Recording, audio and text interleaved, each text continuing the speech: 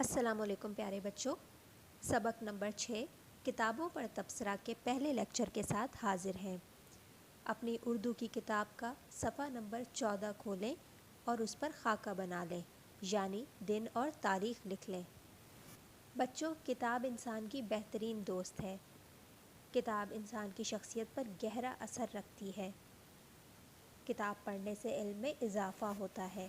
پرانے وقتوں میں جب کتابیں اور لائبریریاں اس وقت کے بادشاہ کی ملکیت ہوتی تھیں، تو جب رعایا انعام کے طور پر کچھ مانگتی تھی تو وہ کتابیں مانگتی تھی تاکہ ان کے علم میں اضافہ ہو سکے۔ آج کتابیں تو بآسانی دستیاب ہیں، لیکن ان کتابوں کو پڑھنے والے بہت کم ہیں۔ پیارے بچوں، آپ بھی کتابیں پڑھنے کی عادت بنائیے۔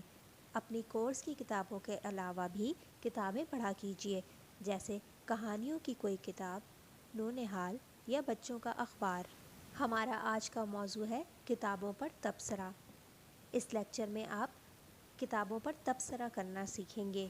کسی کتاب پر کیے جانے والے تبصرے سے ہم اندازہ لگاتے ہیں کہ یہ کتاب ہمارے پڑھنے کے لائق ہے یا نہیں، اور اس کتاب میں ہماری دلچسپی کے لیے کیا کچھ ہے۔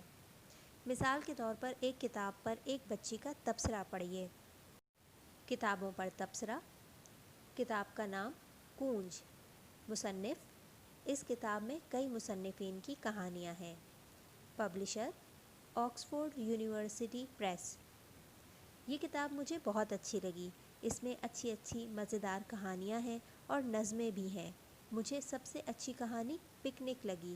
اس کہانی کا سب سے اچھا کردار ایک لڑکی کا ہے جس کا نام کیٹی ہے۔ وہ دبلی پتلی ہے۔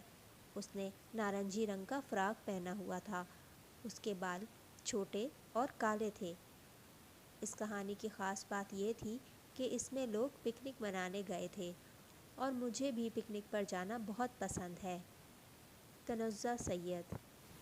بچوں، کتاب پر تبصرہ کرنے کے لیے ہمیں کچھ اشارے دیے گئے ہیں، جیسے کتاب کا نام، مصنف کا نام، ناشر کا نام، کیسی لگی اور کیوں۔ خاص بات، اس کہانی میں کتنے کردار تھے، ان کے نام تحریر کیجیے۔ کون سا کردار اچھا تھا اور کیوں؟ کون سا کردار برا تھا اور کیوں؟ کسی ایک کردار کا حلیہ لکھیے۔ شکل و صورت، لباس، عمر، رنگ۔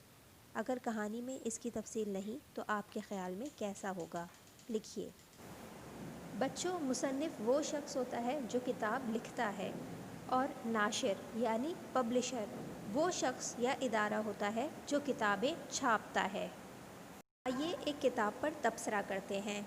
یہ ایک کہانیوں کی کتاب ہے۔ اس کتاب کا نام سفید کمل ہے۔ اس کتاب کے ناشر کا نام کفایت پبلشرز ہے۔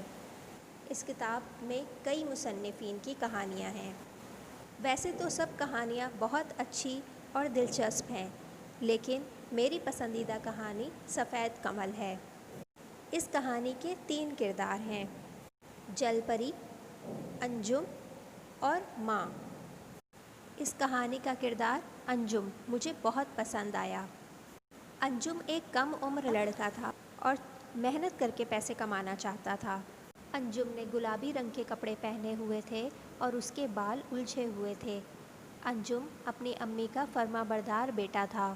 یہ کہانی مجھے اس لیے پسند ہے کیونکہ جب لوگوں نے انجم کی کم عمری کی وجہ سے اس کو کام پر رکھنے سے انکار کر دیا تو ایک جل پری نے اس کی مدد کی، جس کی وجہ سے انجم اپنی امی کی پریشانیاں کم کرنے میں کامیاب ہو گیا۔